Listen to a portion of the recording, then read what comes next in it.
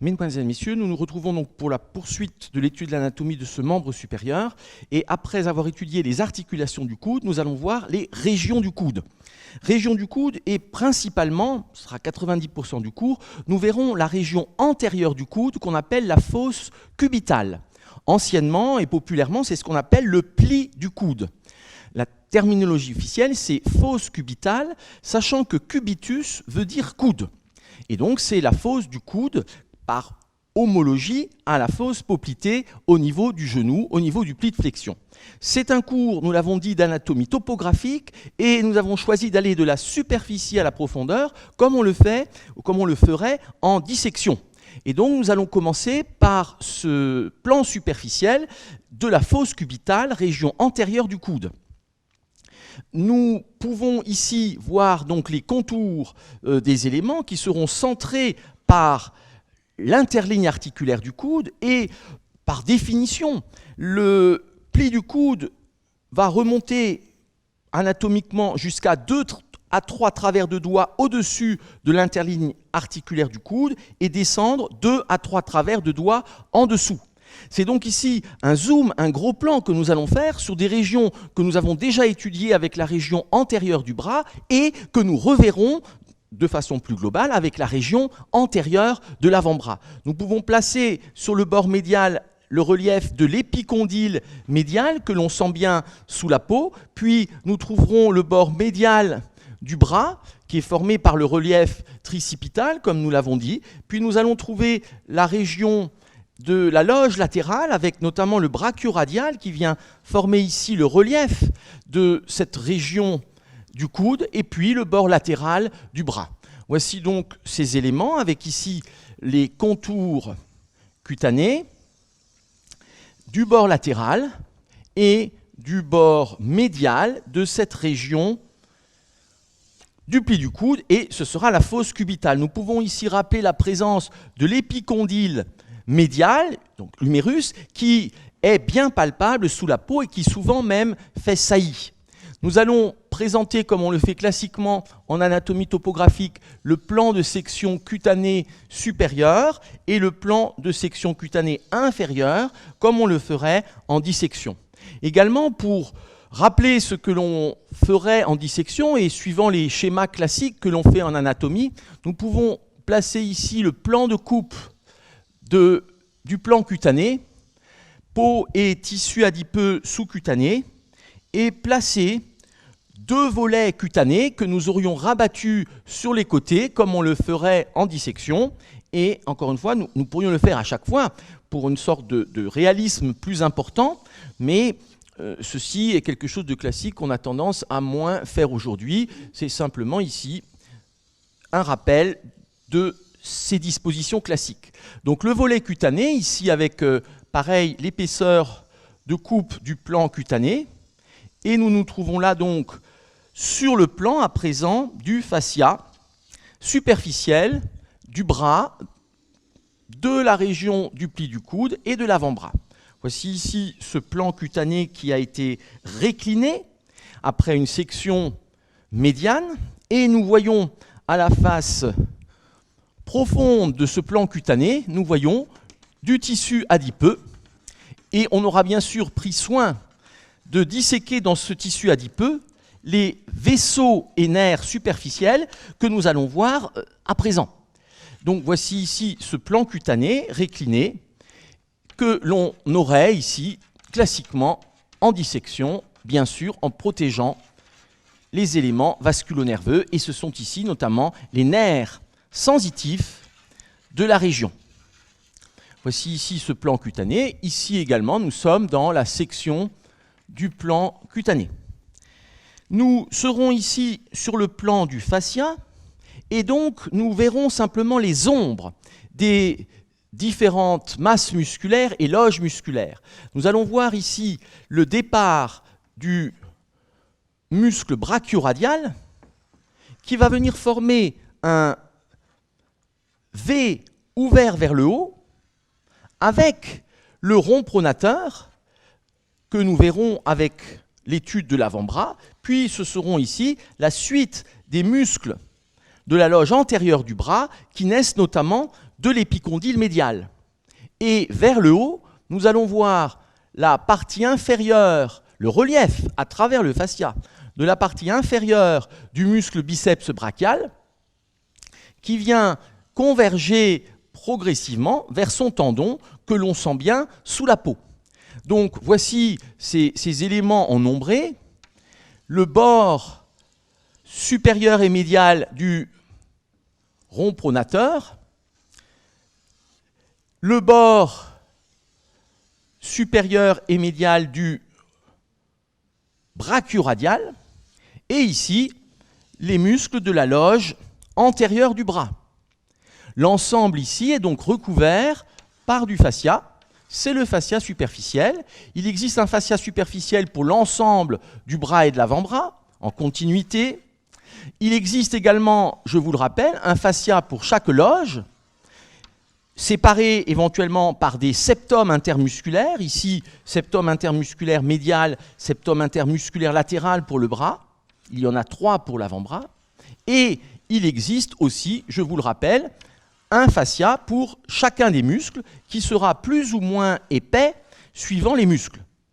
Voici donc ce plan facial superficiel. Ici, les contours, et c'est ce que l'on verrait aussi en relief sous la peau, puisque la peau est directement sur ce fascia.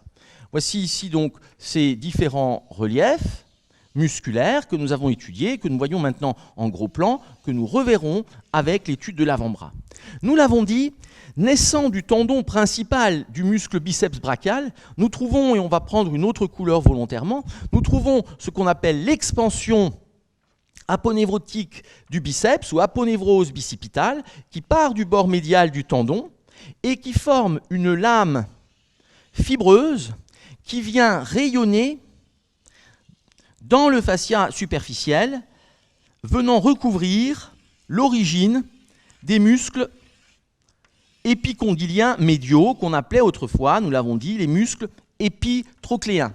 Donc cette aponévrose bicipitale ici, c'est un tendon aplati, c'est la définition d'une aponévrose, qui vient fusionner avec le fascia superficiel. Et en dissection, c'est relativement une disposition que l'on crée en coupant le fascia et en isolant ici ces éléments à partir du tendon du biceps brachial. Voici donc ces éléments superficiels d'un point de vue musculaire recouverts par les fascias. Et nous allons maintenant voir dans ce plan superficiel des veines superficielles et des nerfs superficiels. Ces veines superficielles sont au nombre de 3 au niveau de l'avant-bras et vont se résumer à 2 au niveau du bras. Nous en avons déjà parlé en partie et nous les reverrons dans une synthèse sur les vaisseaux et les nerfs du membre supérieur, tout à fait à la fin. Nous allons trouver 3 veines, et ceci est une disposition classique moyenne, j'y reviendrai. Au niveau de l'avant-bras, nous allons trouver tout d'abord une veine radiale superficielle. Veine radiale superficielle qui remonte donc sous la peau et en superficie du fascia, à peu près jusqu'au niveau de la partie basse du pli du coude. Et de même, nous allons trouver une veine ulnaire superficielle, veine radiale superficielle, veine ulnaire superficielle. Ce sont donc ces veines subcutanées qui n'ont pas d'équivalent artériel et que l'on trouve également au niveau du membre inférieur, en particulier veine grande saphène et veine petite saphène. Donc ici, veine radiale superficielle, veine ulnaire superficielle, et nous trouvons une veine médiane superficielle. Veine médiane superficielle. On les voit plus ou moins bien sous la peau, suivant les individus. Il y a un aspect, d'une part, génétique de la visualisation de ces veines, et puis d'autre part, bien sûr, suivant la morphologie, suivant l'épaisseur du tissu adipeux sous-cutané. Classiquement, c'est là la disposition classique, nous allons trouver au niveau du pli du coude des anastomoses veineuses qui viennent décrire la forme d'un M. Et ceci permettra aux veines de se résumer en deux axes veineux au niveau du bras. Ce sera la veine céphalique qui va être latérale, et nous l'avons vu qui va remonter jusqu'au niveau du sillon deltopectoral, perforer à ce niveau le fascia au niveau de la fossette subcostale et se jeter dans la veine axillaire.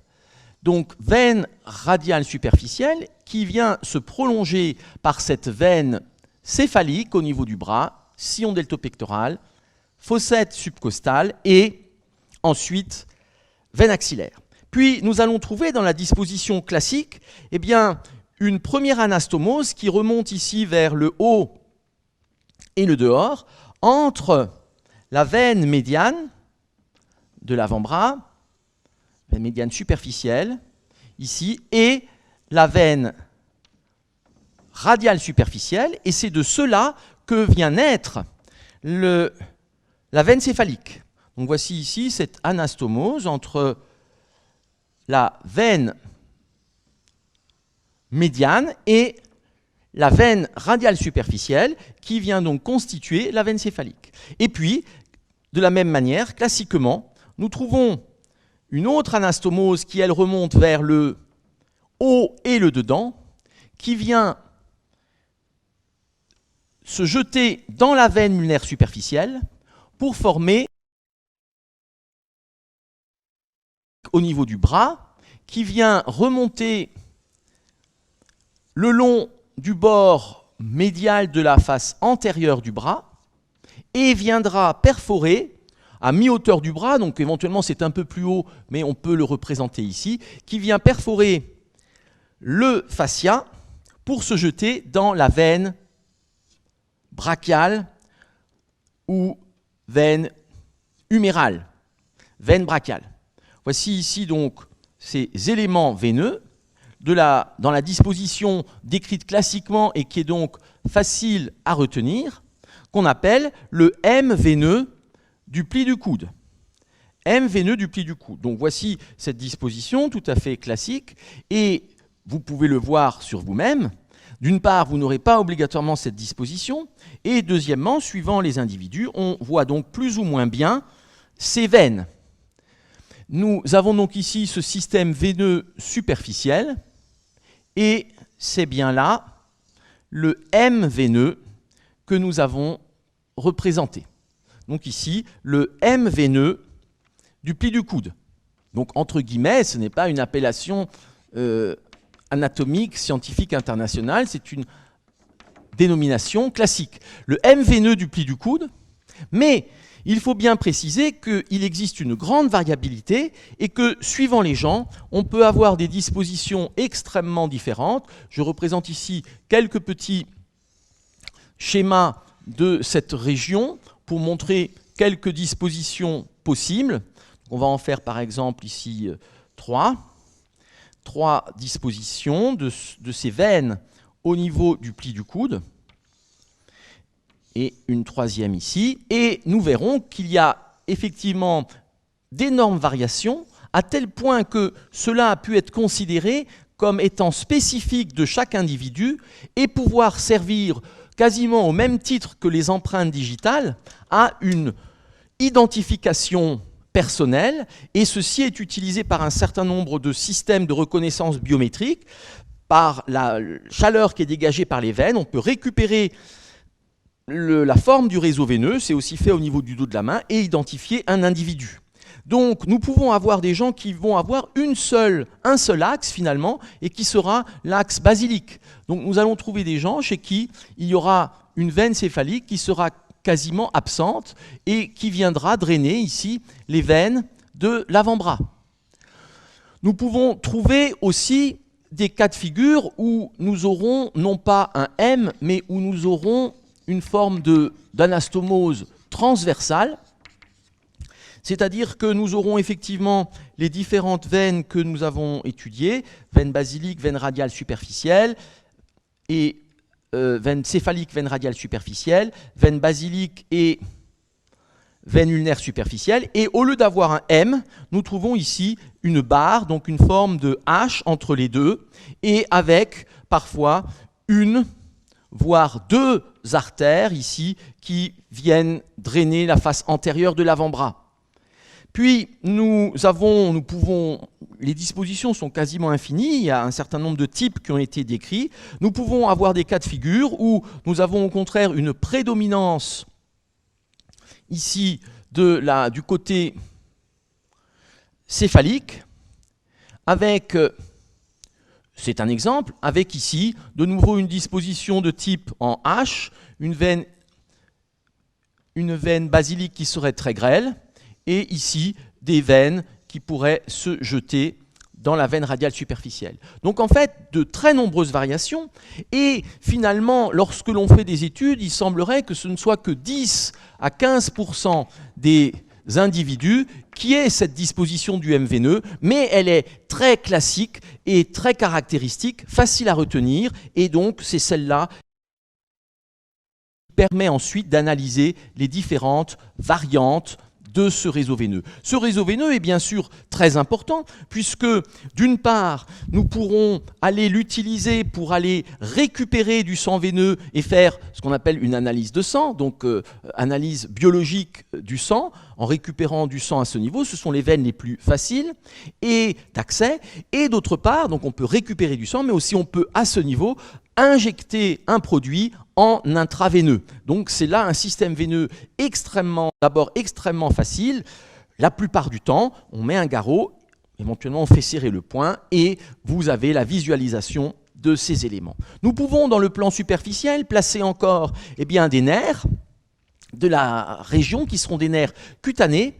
Nous allons voir ici, sortant du fascia, émergeant dans le sillon bicipital latéral, les branches cutanées du nerf musculo-cutané, ainsi que nous l'avions cité, ce nerf qui est d'abord mixte, a innervé d'un point de vue moteur les muscles du bras, muscles de la loge antérieure du bras, c'est-à-dire le coracobrachial qu'il perfore, le biceps brachial et le muscle brachial, donc nerf musculo-cutané.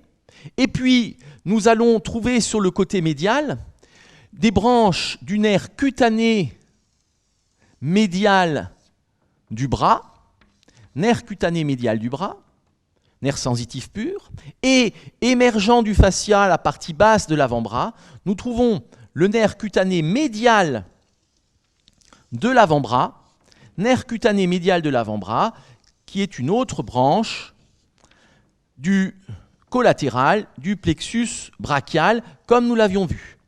Donc, ici, partie médiale du bras, c'est le nerf cutané médial du bras. Au niveau de l'avant-bras, nerf cutané médial de l'avant-bras, nerf musculo-cutané. Nous pouvons ici rappeler les ombres des muscles, mais nous les reverrons. C'est ici, bien sûr, le biceps brachial. C'est ici le brachioradial. Et c'est ici le rond pronateur. Et au point de vue veineux, nous avons donc là la veine radiale superficielle, la veine médiane de l'avant-bras, la veine ulnaire superficielle. Nous sommes ici sur la veine céphalique, qui va donc jusqu'au sillon deltopectoral, et ici, nous avons la veine basilique.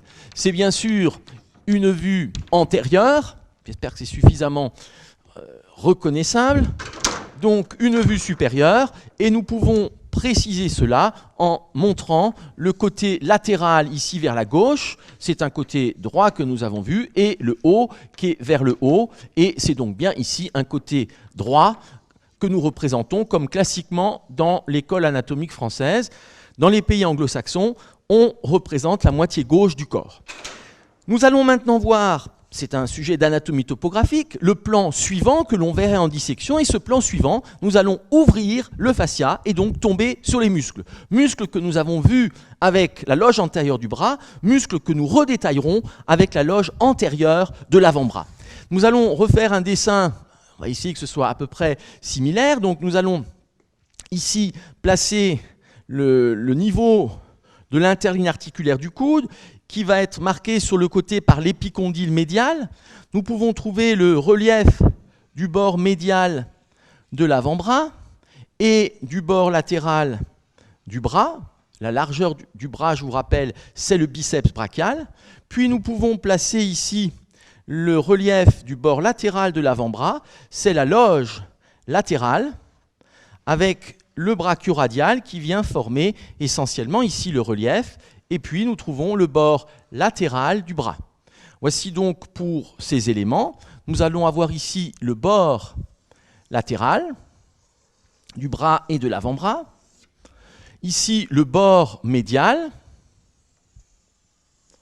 la région de l'épicondyle médial, le bord médial de l'avant-bras. De même, ici, nous allons refaire ce plan de section cutanée, comme dans une dissection faite dans les règles, au niveau du bras et de l'avant-bras. Nous ne représenterons pas de nouveau le plan cutané, mais nous pouvons représenter ici l'épaisseur sur le côté du plan subcutané, du plan adipeux subcutané, donc voici. Puis, en dessous, nous aurons donc le fascia que nous aurons ouvert. Dans ce plan subcutané dont nous voyons ici l'épaisseur sur cette vue, nous pouvons donc mettre le tissu adipeux ici, tissu adipeux subcutané.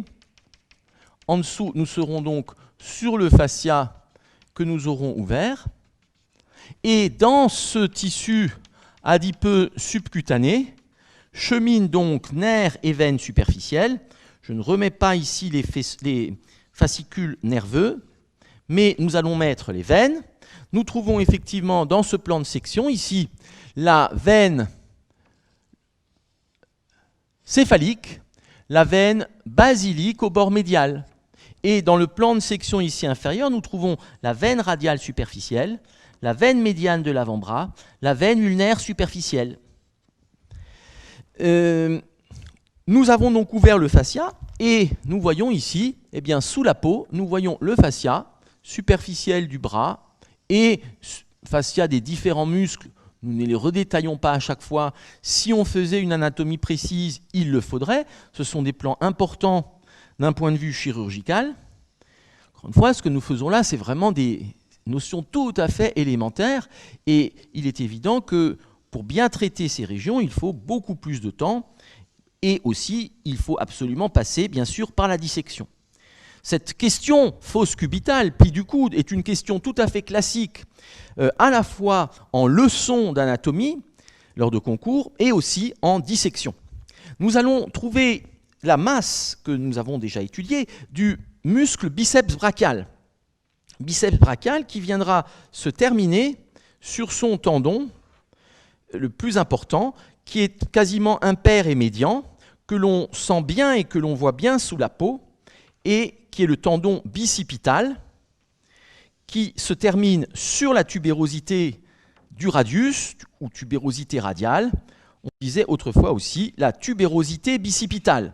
Voici ce tendon donc, qui soulève la peau et que l'on peut facilement palper, surtout en flexion contrariée, et au-dessus, le corps de ce muscle biceps brachial, qui a deux chefs comme son nom l'indique, le chef long et le chef court que nous avons étudié.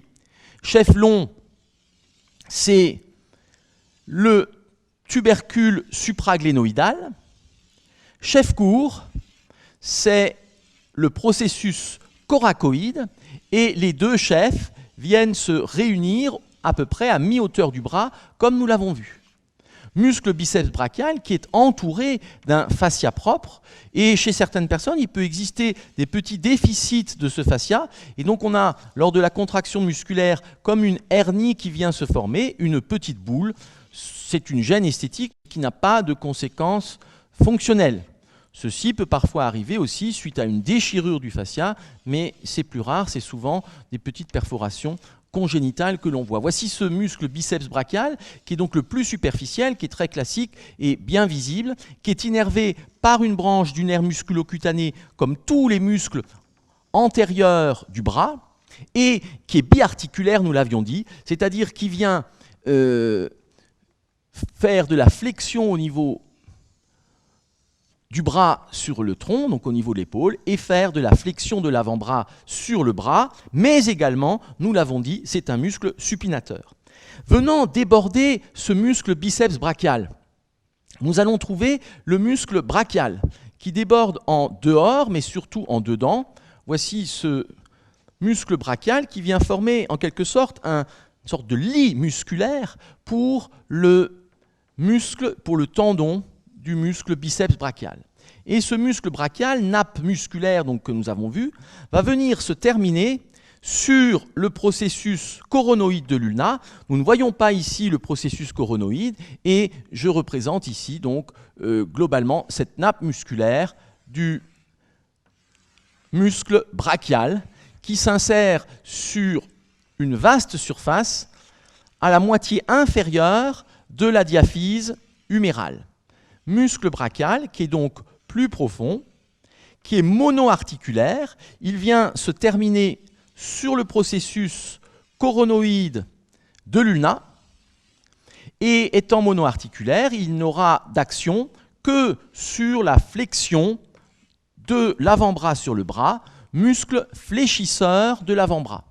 C'est un muscle qui n'a pas d'action sur la pronosupination puisqu'il se termine sur l'ulna qui, en première approximation, reste fixe. C'est bien le radius qui vient tourner autour de l'ulna dans les mouvements de pronation-supination. Donc, en première approximation, l'ulna reste totalement fixe et donc il n'y aura là pas d'action du muscle brachial sur l'ulna sur lequel ce muscle se termine. Voilà ici donc le muscle brachial et nous aurons sur les côtés le septum intermusculaire, c'est-à-dire le septum intermusculaire médial et latéral qui vient séparer la loge antérieure de la loge postérieure. Nous pouvons ici placer ce septum, ici, intermusculaire médial, et le septum intermusculaire latéral sur la partie haute. Nous voyons donc que ce biceps vient former comme un coin qui s'engage avec son tendon vers l'avant-bras. Et nous allons maintenant voir des muscles de l'avant-bras que nous détaillerons lors du prochain cours sur la loge antérieure, la région antérieure de l'avant-bras. C'est ici le relief du muscle brachioradial qui s'insère sur le bord latéral de l'humérus, très haut au-dessus de l'épicondyle latéral, ce n'est donc pas un muscle épicondylien latéral, et dont on voit ici le corps musculaire qui sera réétudié par la suite. Je représente donc ici ce muscle brachioradial qui a des fibres qui ont un aspect spiralé de l'arrière vers l'avant, et globalement, nous trouvons ici un corps musculaire qui descend verticalement vers le bas. Muscle brachioradial, brachio, c'est le bras, c'est l'humérus. Radial, la terminaison va se faire, nous le reverrons, sur le processus styloïde du radius, c'est-à-dire que ce muscle brachioradial ne franchit pas l'interligne articulaire du poignet, l'interligne articulaire radiocarpien. C'est donc un muscle monoarticulaire qui n'aura d'action que sur le coude, sur l'articulation du coude. En l'occurrence, comme il s'enroule de l'arrière vers l'avant, c'est un puissant muscle fléchisseur de l'avant-bras sur le bras. Il suffit, pour s'en convaincre, de faire de la flexion contrariée et vous verrez apparaître ce muscle brachioradial qui est très développé chez les sujets qui pratiquent certains sports, comme par exemple le tennis, où on aura ici une masse musculaire du brachioradial qui sera très importante. Il est innervé, comme tous les muscles de la loge latérale, par le nerf radial. Puis nous allons trouver, formant l'autre pan médial, nous allons trouver le premier muscle ici de la région des épicondyliens médiaux, qui est le rond pronateur, muscle rond pronateur qui vient ici être oblique vers le bas et le dehors, et qui vient avoir une terminaison cachée par le muscle brachioradial. Voici ici ce muscle rond pronateur qui est oblique vers le bas et le dehors. Il présente en réalité deux chefs, comme nous le reverrons, un chef superficiel qui est huméral et qui s'insère sur l'épicondyle médial, et un chef profond qui est ulnaire et qui s'insère sur le processus coronoïde de l'ulna. Entre les deux chefs vient passer le nerf médian. Donc on pourrait dire que c'est une perforation, comme pour le coracobrachial. Pour le coracobrachial et le nerf médian et le nerf musculocutané, c'est bien une perforation, mais ici, c'est le passage entre les deux chefs du rond pronateur. De même, ici, nous reverrons la fonction. Ce muscle, comme la loge antérieure, est innervé par le nerf médian. Eh bien, lorsque l'on fait de la flexion contrariée, vous allez sentir ici le bord supérieur de ce muscle qui se contracte. Et le rond pronateur vient cacher ici la terminaison du muscle brachial sur le processus coronoïde de l'ulna. Nous avons ensuite les autres muscles épicondyliens médiaux que nous reverrons, fléchisseur radial du carpe et muscle extenseur superficiel des doigts, fléchisseur ulnaire du carpe. Voici ces autres muscles que nous étudierons avec l'avant-bras, dont je mets simplement l'ombre ici. Fléchisseur radial du carpe, fléchisseur superficiel des doigts, éventuellement le long palmaire quand il existe, et le fléchisseur ulnaire du carpe. Nous reverrons ces muscles, bien sûr, avec l'avant-bras. C'est ici simplement une mise en place ombrée. C'est le pli du coude qui nous intéresse. Donc, si l'on regarde ce pli du coude, nous avons globalement un aspect en V, en chevron, où nous avons le biceps qui vient s'encastrer en coin entre le brachioradial, qui est ici latéral, et le rond pronateur, qui sera ici médial. Il vient y avoir, puisqu'il y a une masse du biceps, on l'avait vu en coupe, ici une zone creuse qu'on appelle le sillon bicipital latéral, et ce sera le septum intermusculaire latéral. Et nous trouvons ici le sillon bicipital médial entre le muscle biceps brachial et le brachial, dans lequel nous aurons le canal brachial et le passage des éléments. Nous aurons ici volontairement récliné légèrement ce muscle biceps brachial vers le dehors, afin de mieux voir le passage du pédicule vasculo-nerveux. En effet, nous avons maintenant dans ce plan les vaisseaux profonds, c'est-à-dire l'artère brachiale, qu'on appelait autrefois aussi artère humérale, qui fait suite, je vous le rappelle, à l'artère axillaire au niveau du bord inférieur du muscle grand pectoral, du tendon du grand pectoral. Voici ici cette artère brachiale. Donc dans le canal brachial, confère la coupe que nous avions faite, nous avons un peu écarté le biceps ici. Voici cette artère brachiale qui descend verticalement et qui va passer en dedans du tendon du biceps brachial. Artère brachiale ici, qui, au niveau de la région de la fosse cubitale, du pli du coude, va venir se terminer en deux branches terminales, et nous faisons là de façon, bien sûr, relativement simple. Il y aurait toutes les collatérales que nous pourrions évoquer, et ce sont deux branches qui sont d'une part l'artère radiale qui va prolonger le trajet de l'artère brachiale obliquement vers le bas et le dehors, et qui viendra passer sous le muscle brachioradial. Nous ne la retrouverons que très bas au niveau du poignet avec la gouttière du pouls. Artère brachiale qui se termine en artère radiale et artère ulnaire qui va partir quasiment à angle droit en profondeur, passant sous le muscle rond pronateur, puis sous l'arcade tendineuse du fléchisseur superficiel des doigts.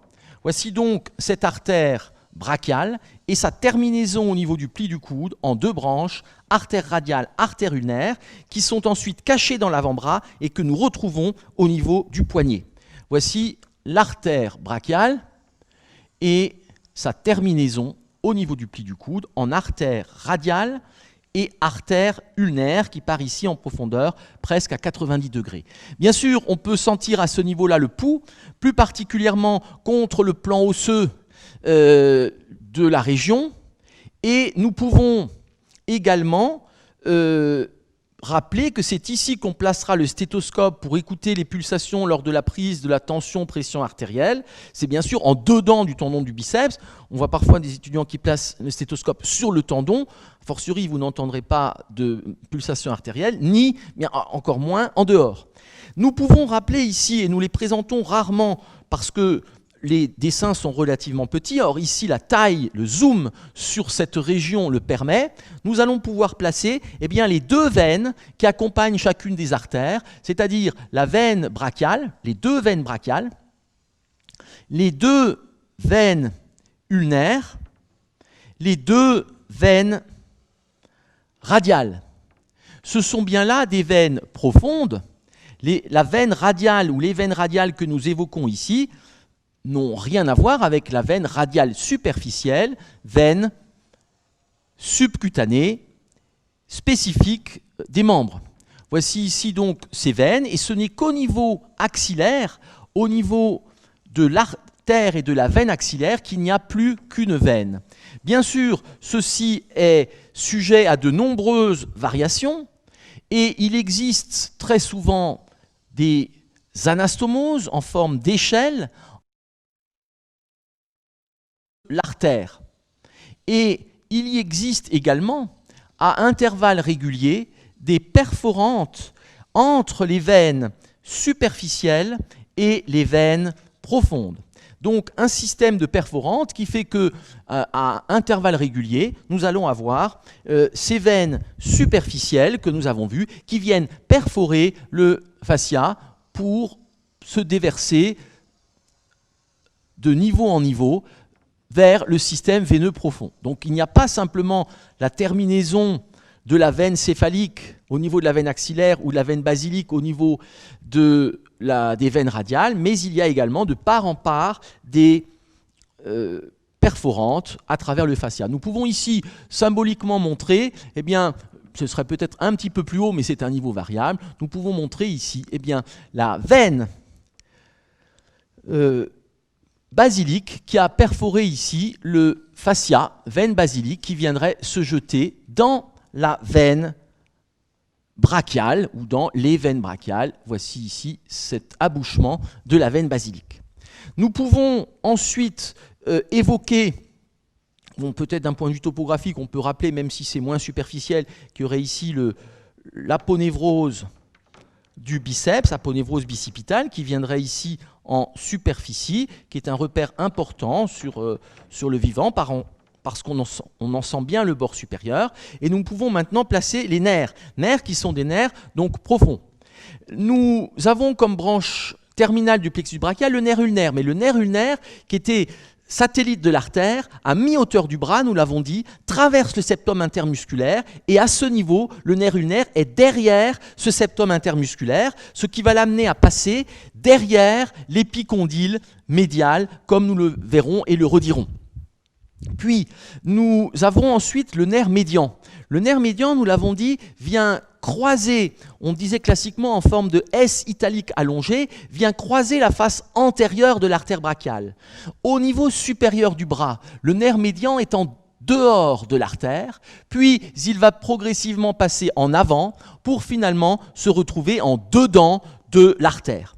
Nous allons mettre ici, un peu séparé de façon artificielle, il serait peut-être moins écarté de l'artère, mais voici ici ce nerf médian qui vient descendre parallèlement à l'artère et au paquet vasculo-nerveux, nerf médian qui a un calibre important. Le nerf médian n'abandonne aucune branche au niveau du bras. Le nerf médian ne va donner des branches qu'au niveau de l'avant-bras, c'est quasiment toute la loge antérieure, et au niveau de la main. Nerf médian qui n'est pas médian ici au niveau du bras, qui va devenir médian au niveau de l'avant-bras, d'où son nom. Voici ici le nerf médian. Nous sommes là dans le canal brachial. Ce nerf médian, qui est un nerf volumineux, va venir ici passer entre les deux chefs du rond pronateur, comme nous l'avons dit, entre les deux chefs du rond pronateur, puis gagner la région profonde ou moyenne de l'avant-bras pour innerver les muscles, puis passer dans le canal carpien, comme nous le reverrons.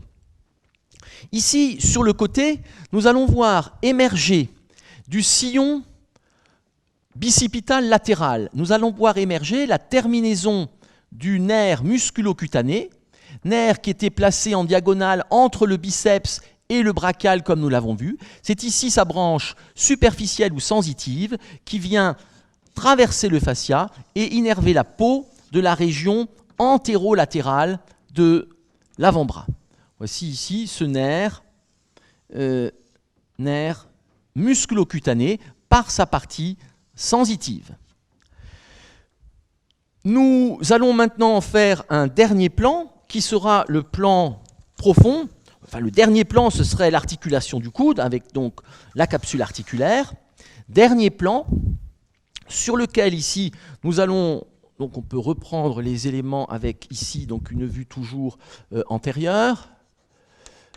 Et nous avons au point de vue orientation ce qui est latéral ici à gauche, ce qui est en haut, et c'est bien sûr un côté droit.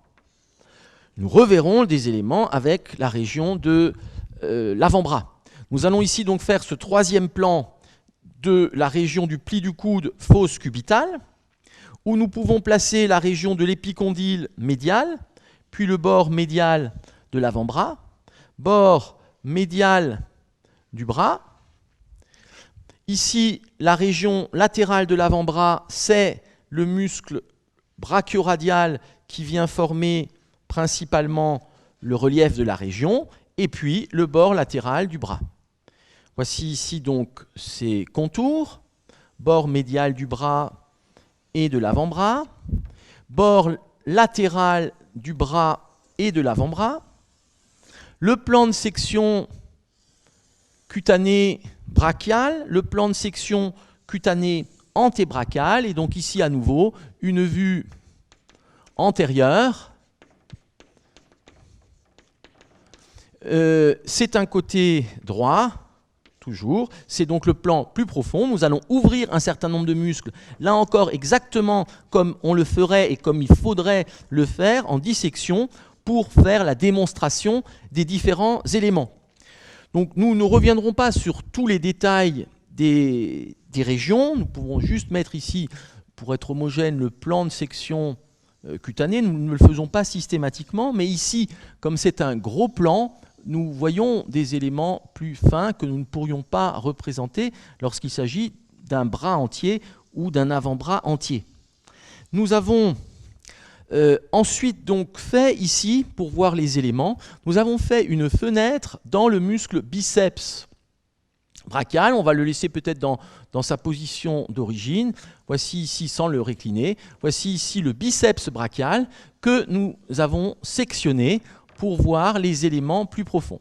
Ici donc, muscle biceps brachial que nous ouvrons et nous allons voir son tendon que nous allons laisser en place, tendon du biceps brachial, donc très superficiel et qui est un élément marquant et facilement explorable de la région de la fosse cubitale et du pli du coude. Voici ce tendon, on peut mettre ici les contours du muscle biceps brachial, et voici ici le tendon du muscle biceps brachial qui est à peu près à mi-largeur ici des éléments de cette région de la fosse cubitale, et nous avons ici coupé également ce tendon du biceps brachial pour faire une fenêtre musculaire dans le muscle biceps, ce qui va donc nous permettre de voir directement l'ensemble du plan profond qui va être formé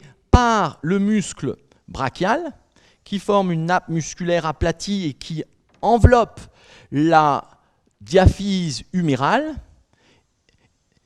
muscle brachial qui vient ici se terminer en dedans sur le processus coronoïde de l'ulna. Voici ce muscle brachial, nappe musculaire, donc assez épaisse, assez volumineuse, comme nous l'avons vu sur les coupes, et qui vient former le matelassage de la région. Je le redis encore, ce muscle brachial est donc monoarticulaire et innervé comme les trois muscles de la loge antérieure du bras, innervé par le nerf musculocutané. Il est monoarticulaire et fléchisseur de l'avant-bras sur le bras. Voici le muscle brachial avec cette fenêtre musculaire du muscle biceps. On pourrait faire autrement, on pourrait enlever complètement le biceps, on pourrait le récliner, mais c'est la technique ici qui est la plus classique lorsque l'on veut avoir quelque chose de pérenne dans une présentation de dissection.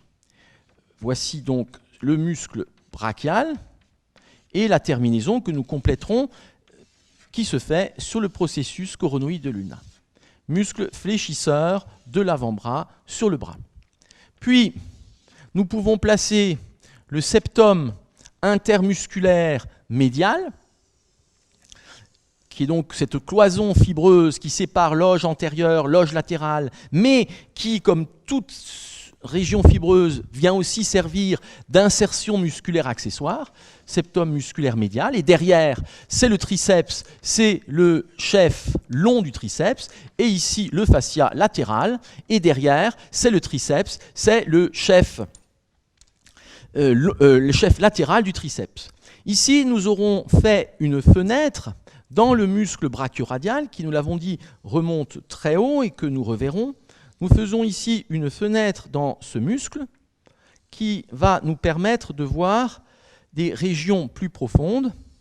Voici ici cette fenêtre dans le muscle brachioradial qui va nous permettre de voir ce qui se passe en dessous dans le pli du coude.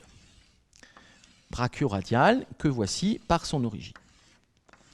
Et nous allons également, en plus, légèrement le récliner, c'est-à-dire soit avec un écarteur, soit avec des crochets, tout dépend si on est sur le vivant ou sur un sujet anatomique. Nous allons en plus ici montrer qu'il sera légèrement écarté vers le dehors. Nous retrouverons bien sûr le brachioradial ensuite à la partie basse de la région.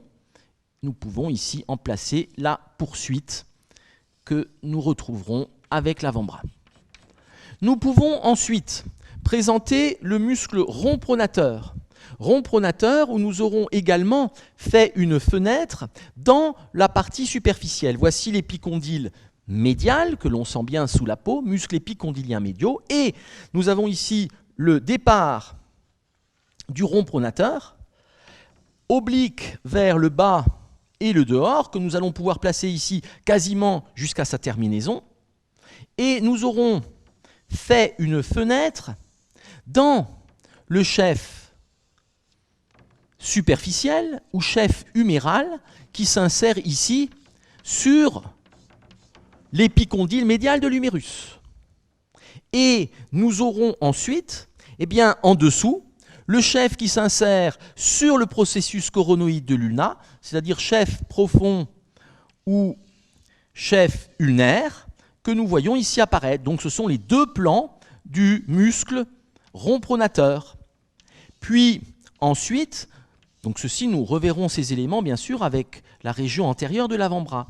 Et ensuite, nous pouvons mettre le contour des régions qui sont sous-jacentes, où nous aurons ouvert les muscles épicondyliens médiaux en partie, et où nous verrons l'arcade tendineuse du muscle fléchisseur profond des doigts que nous pouvons placer schématiquement ici, élément que nous reverrons par la suite. Donc ici, cette arcade tendineuse du fléchisseur des doigts et la nappe musculaire ici du fléchisseur des doigts. Je mets simplement en ombré, nous reverrons cela en détail. Fléchisseur des doigts. Ici. Donc, cette arcade tendineuse tendue entre le radius et l'ulna. Dans cette fenêtre, nous allons voir encore un muscle qui sera caché par le brachioradial et qui est un muscle de la loge latérale qui en contient 4. Et ce muscle est le muscle supinateur. On va le mettre ici en ocre, ou on va le mettre en orange. Ici, le muscle supinateur qui vient s'insérer en arrière sur l'olécrane, sur l'ulna et qui vient s'enrouler autour du radius, donc des fibres spiralées de l'arrière vers l'avant qui s'enroulent autour du col du radius. Nous allons ici trouver ce corps musculaire. On peut compléter d'abord ici le muscle radial jusqu'au bout, qui est donc brachial jusqu'au bout, qui est caché ici par le rond pronateur, pour sa terminaison, et qui se termine donc sur le processus coronoïde de l'ulna. Et voici ici le muscle supinateur que l'on voit ici se terminer sur la face antérieure du radius et qui est venu s'enrouler ici autour de l'extrémité proximale du radius, de l'arrière vers l'avant.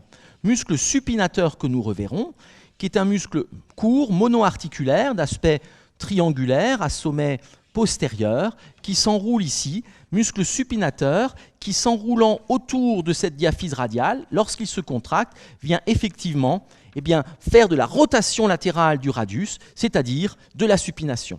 C'est le muscle le plus profond de la région. Il est innervé comme les autres muscles de la loge latérale par le nerf radial. Et nous pouvons ici présenter l'ombre des autres muscles de la loge latérale qui sont ce qu'on appelle les muscles radiaux, long et court extenseur radial du carpe. Voici pour ce plan plus profond qui va nous permettre de reprendre des éléments. Nous ne mettrons ici en place que l'élément artériel, nous ne remettrons pas les veines. Voici ici l'artère brachiale qui descend et qui, au niveau du pli du coude, va venir donner l'artère radiale et l'artère ulnaire qui va passer sous le rond pronateur, puis qui viendra s'engager sous l'arcade ici du fléchisseur des doigts. Voici ici donc cette artère brachiale qui donne artère ulnaire, artère radiale. Je ne remets pas ici les veines. Très souvent, dans les dissections, pour y voir plus clair, lorsqu'il s'agit d'éléments de petit calibre, comme ici en périphérie, on enlève les veines pour ne laisser que l'élément artériel. Tout dépend de ce qu'on veut montrer dans la dissection. Mais très souvent, pour que ce soit clair, on enlève les veines parce que cela donne sinon un aspect confus puisqu'il y a des anastomoses, nous l'avons dit, entre les deux veines correspondant à une même artère. Donc voici ici cet axe, bien sûr important, artériel, artère brachiale, et sa terminaison en artère ulnaire qui sera cachée par le muscle brachioradial, comme nous l'avons vu, et artère ulnaire qui part en profondeur et qui viendra rejoindre la face profonde du muscle fléchisseur ulnaire du carpe. Puis nous allons pouvoir placer le nerf médian qui sera donc en dedans ici de l'artère, nerf médian qui est parallèle et qui va venir passer entre les deux chefs, donc s'écarter des deux artères terminales, c'est-à-dire s'écarter de l'ulnaire et de la radiale, et venir ici descendre verticalement entre les deux chefs du rond pronateur, ce qui est tout à fait caractéristique et donc facile à retrouver en dissection. Le nerf médian qui passe ici entre les deux chefs du rond pronateur et qui va ensuite s'engager sous l'arcade tendineuse du fléchisseur des doigts. Voici ici ce fléchisseur superficiel des doigts. Voici ici ce nerf médian qui se retrouve bien médian, c'est-à-dire à mi-largeur de l'avant-bras, d'où son nom. Nerf médian, nous l'avons dit, qui n'abandonne pas de branche au niveau du bras, qui va abandonner ses branches au niveau de l'avant-bras, et ce sera en particulier déjà le nerf du rond pronateur, puis de tous les muscles de la loge antérieure. Voici le nerf médian. Nous pouvons ensuite placer le nerf musculocutané. Ce nerf musculocutané était en dehors de l'artère et, on l'a vu, passe en diagonale dans la loge antérieure du bras entre le biceps et le brachial et vient traverser, donc il est ici en diagonale entre les deux muscles, nous le voyons entre les deux muscles, et il va venir traverser le fascia au niveau du sillon bicipital latéral pour devenir superficiel. Voici ici le nerf musculocutané sur l'ensemble de son trajet. À ce niveau où nous le voyons maintenant, il est encore mixte, il est ici moteur pour les muscles antérieurs, biceps brachial, et sa branche terminale ici ne sera que sensitive pour les régions superficielles, comme nous l'avons dit. Mais il existe un dernier élément et qui n'est pas obligatoirement extrêmement intuitif, dans le sillon bicipital latéral ici. Quand on écarte le brachioradial et biceps et brachial d'autre part, eh bien, nous voyons arriver le nerf radial. Nerf radial qui est ici, donc, dans ce sillon bicipital latéral, ce nerf radial qui est plus profond que le nerf musculocutané, bien sûr. Ce nerf radial, ici, va passer dans ce sillon où il faut aller le chercher. C'est un volumineux nerf et qui va ici venir abandonner deux branches. Une branche sensitive qui va cheminer à la face profonde du muscle brachio-radial, puis à sa face superficielle, donc ici branche sensitive du nerf radial, alors que la branche motrice va s'engager sous le muscle supinateur. Donc nerf radial volumineux, avec une branche sensitive satellite du muscle brachio-radial, branche sensitive donc pour la peau de la région, branches sensitives qui viennent se diviser pour la peau de la région, c'est les branches que nous avons représentées ici, et ici la branche motrice qui était antérieure et qui va repasser en arrière du radius. C'est-à-dire qu'il y a là un trajet spiralé du nerf radial, comme nous avions pu l'évoquer. Si nous représentons ici le capitulum, la région de la trochlée, l'épicondyle latéral, le bord latéral de l'humérus, le bord médial de l'humérus. Nous avons ici la diaphyse humérale. Nous avons ici la tête du radius.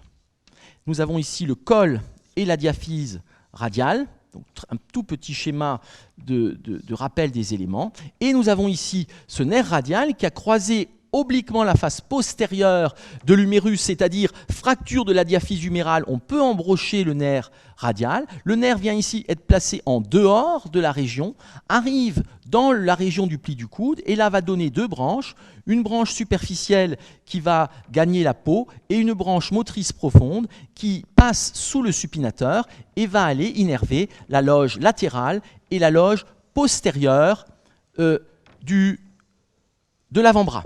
C'est ici un petit schéma de rappel de ce nerf radial. Pour terminer avec ces éléments, nous pouvons faire deux petits schémas pour évoquer les autres régions du coude.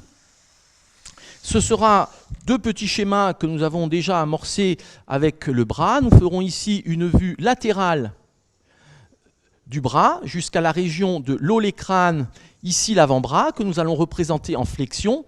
Nous aurons ici la région antérieure du bras, la région du pli du coude, donc fosse cubitale, puis la région de l'avant-bras. C'est une vue ici latérale du bras. Et nous allons voir que la région est centrée ici par l'épicondyle latéral. Nous trouvons dans cette région le septum intermusculaire latéral. En avant, nous allons trouver le muscle brachial. Je vais reprendre à peu près les mêmes couleurs. Muscle brachial. Puis, en avant de lui, nous trouvons le muscle biceps brachial, qui vient former le relief de la région.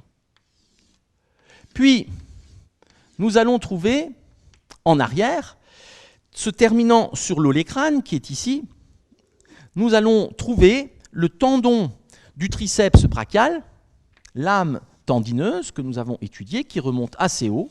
Et ici, c'est le muscle triceps brachial, qui est en arrière du septum intermusculaire latéral. À ce niveau, la peau doit glisser contre l'os, ainsi que le tendon du triceps contre l'os, et nous trouvons là, sur l'olécrâne, eh bien, une bourse synoviale ou bourse séreuse qui peut être le siège d'inflammation, venir gonfler de façon soit aiguë, soit chronique, et c'est ce qu'on appelle l'hygroma du coude, donc qui est une situation pathologique où cette bourse séreuse synoviale de glissement au niveau de l'olécrâne, hygroma du coude, donc hygroma olécrânien, vient ici avoir un aspect tuméfié, voire éventuellement douloureux. Et quand c'est chronique, ce sont des gens ici qui ont une boule au niveau du coude qui peut les gêner plus ou moins. Nous avons ici latéralement, nous pourrons mettre en place le muscle brachio-radial qui remonte assez haut sur l'avant-bras et qui vient former ici le contour de l'avant-bras. Voici le brachio-radial et nous mettrons en dessous juste les muscles radiaux et nous compléterons les éléments par la suite. Muscles radiaux que je vais mettre ici en bleu. Et nous arrivons sur les muscles épicondyliens latéraux qui s'insèrent sur l'épicondyle médial et que nous reverrons avec l'avant-bras. Et ce sont ici des douleurs fréquentes, c'est ce qu'on appelle les épicondylites.